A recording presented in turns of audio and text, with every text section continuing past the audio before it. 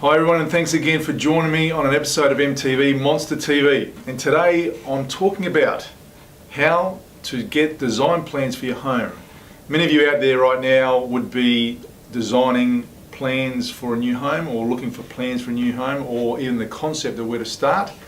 And this is one that we always talk about, and you're going to hear me say this often about the planning phase, how important it is in the organisation preparation.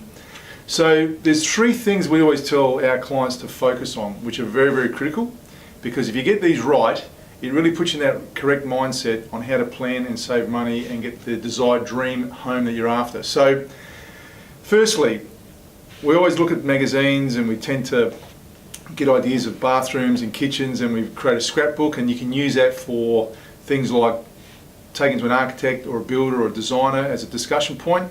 You get creative, you get very, very creative, and it's in that creative piece that we end up going sometimes into dreamland, and we start thinking of things of what we really want, and it can take us off task. And this is where people come unstuck with actually finding out that it just can blow out, or it becomes a project that scares them off, or it becomes unaffordable. So getting professionals involved is often a good idea, because that will help you stay on track and help you build like a pro and plan like a pro. So what's really important firstly is to ensure your ideas fit in with your lifestyle. With that piece, if you've got that side of it sorted out and your ideas fit with what you really want and what you plan for, it'll flow smoothly from there. So the first one is identifying what the common rooms are in the home. Now, everyone's lifestyle is different. So if you're a family, a couple, a single, or you might be sharing with a few friends, these days we see all sorts of things happening out there with home designs and living spaces.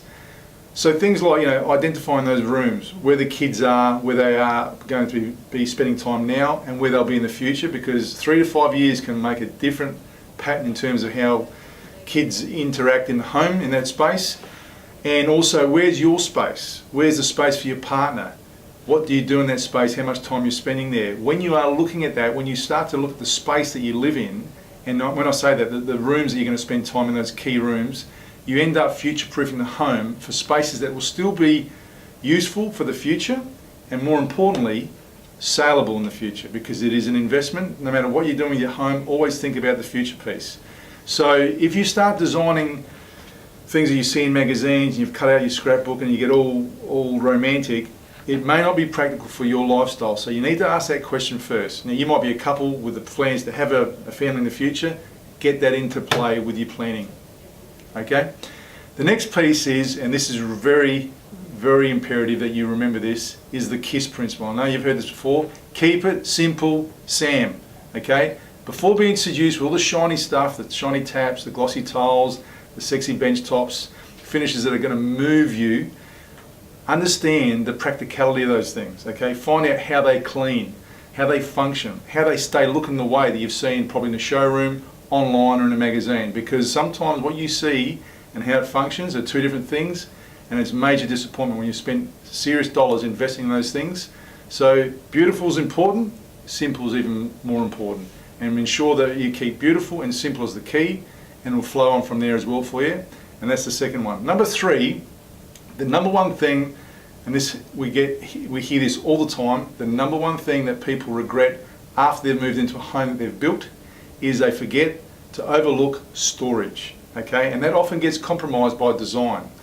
And let me tell you, it doesn't matter whether you're a single or whether you're a family, you always need a stack of storage, and storage is practical in the right areas, in the right rooms, because before you know it, you've run out of space, and you start using garages where cars were designed to be, and the car's out in the street and the garage is used for storage. So this is the time to plan on that and understand where the storage is and the things you're going to need.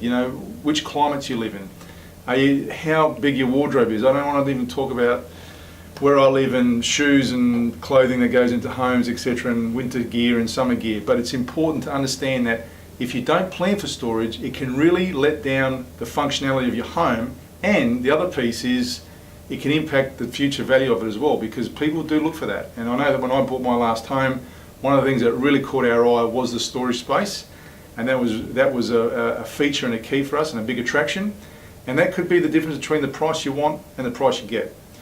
So on that part, getting advice from people that understand and have been down that world and live in that world, it's important, because the fact is, while you're in the romance side of, you really want this dream home, you're planning, you're going to buy, you're going to build, what ends up happening is that you can't take yourself out of that space, and sometimes you get blinded by the whole concept and the dream of what you want to build. So getting advice from people is a way of ensuring that you've got a third party just to overlook and oversee your ideas.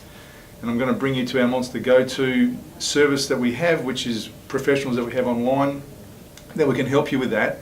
And we've got some really simple products out there. We've got our Monsta crew that you can speak to for a free consult, but more importantly, you get to speak to a professional like a designer, builder, planner, that can actually help you in regards to what it is you want. And so in the concept stage, you might be 12 months out, or you might be just about to start your own reno. But if you are looking to build a new home, you need to look at these services a year out in advance. Check those out. We've got a sounding board we can offer you, and you get a one-to-one Skype session with that pro to help you sound out all your ideas and put many of those things into perspective. And you'd be surprised what you come out with an overgrown confidence of knowing the way forward is something that you've actually had a professional look at and guide you that way.